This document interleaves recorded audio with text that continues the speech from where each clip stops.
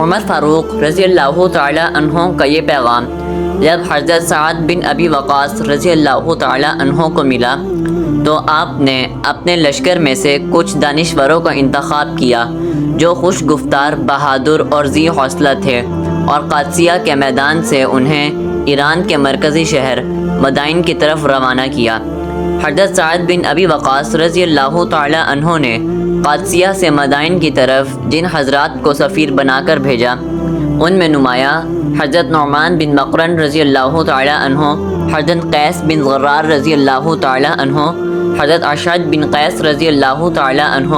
حضرت فراد بن حیان عاصم بن عمر رضی اللہ تعالی عنہ، حضرت عمر بن معدی کرب رضی اللہ تعالی عنہ، حضرت مغیرہ بن شعبہ معنی بن حارثہ رضی اللہ تعالی عنہ، حضرت عقار بن حاجب رضی اللہ تعالی عنہ، حضرت بشیر بن ابی رحم رضی اللہ تعالی عنہ، حضرت حنظلہ بن ربیع رضی اللہ تعالی عنہ اور حضرت عدل بن سہیل رضی اللہ تعالی عنہ شامل تھے۔ یہ تمام حضرات اپنے عربی گھوڑوں پر سوار راستے میں خیمہ زن رستم کے لشکر کو ایک طرف چھوڑتے ہوئے مدائن کی طرف روانہ ہو گئے۔ جب ایران کے بادشاہ یزدگرد کو مسلمانوں کے ان سفیروں کے آنے کی خبر ہوئی تو اس نے ان کی آمد سے پہلے ہی اپنے دربار کو خوب آراستہ کیا تاکہ آراستگی سے مسلمان سفیروں کو متاثر کر سکے۔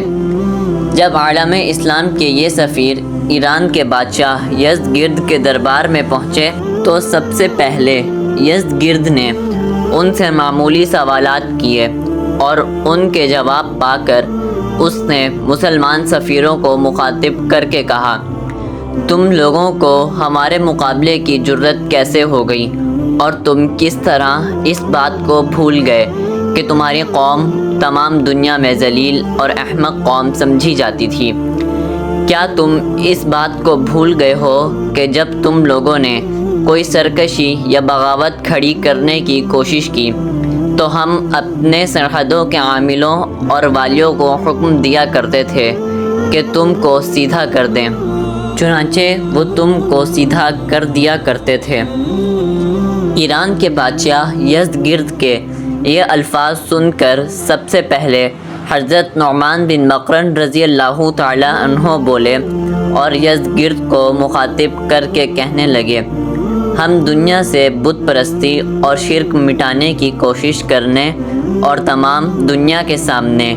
اسلام پیش کرتے ہیں کہ اسلام کے ذریعے انسان سعادت انسانی حاصل کر سکتا ہے۔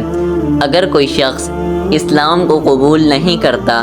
تو اس کو چاہیے کہ اپنے آپ کو مسلمانوں کی حفاظت اور سرپرستی کے سپرد کر دے اور جزیہ ادا کرے، لیکن اگر وہ اسلام اور ادائے جزیہ دونوں باتوں سے انکار کرتا ہے تو اس کے اور ہمارے درمیان پھر فیصلہ تلوار ہی کرتی ہے۔ ایران کا بادشاہ یزدگرد اس گفتگو کو سن کر برہم اور برا فروختہ ہوا، لیکن ضبط کر کے بولا،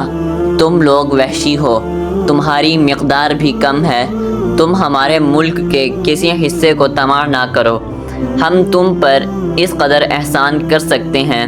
کہ تم کو کھانے کے لیے غلہ، پہننے کے لیے کپڑے دے دیں